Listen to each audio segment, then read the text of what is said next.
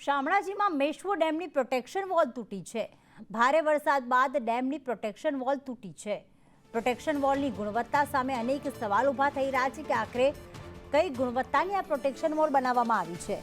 RCC કે સળિયા વગર જ કામગીરી થયાનો આક્ષેપ કરવામાં આવી રહ્યો છે। વોલ તૂટ્યા બાદ માત્ર માટીથી જ પુરાણ કરતા તેના લોકોમાં રોષ છે। ડેમ કિનારેથી દરરોજ 40 ગામના લોકોની અવરજવર થાય છે, પણ અહીંયા પ્રોટેક્શન વોલ તૂટી પડી છે।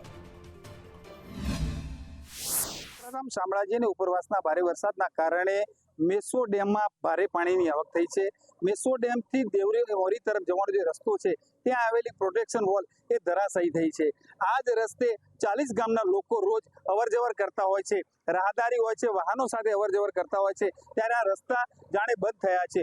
તંત્ર દ્વારા કામ તો શરૂ કરવામાં આવ્યું છે, પરંતુ કામની જે ગુણવત્તા છે એ આપ જોઈ શકો છો કે ડેમની પ્રોટેક્શન વોલ કેટલી મજબૂતાઈથી થવી જોઈએ। એક માત્ર માટી પૂરી અને વહીવટી તંત્ર જે છે એ માત્ર સંતોષ માનતો હોય છે।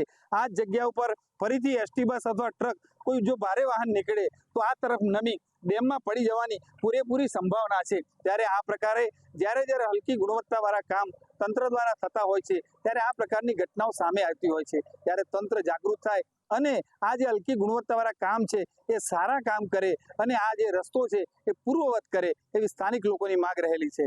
જયદીપ પાટિયા સાથે શૈલેષ પંડ્યા, સંદેશ ન્યૂઝ, અરવલ્લી।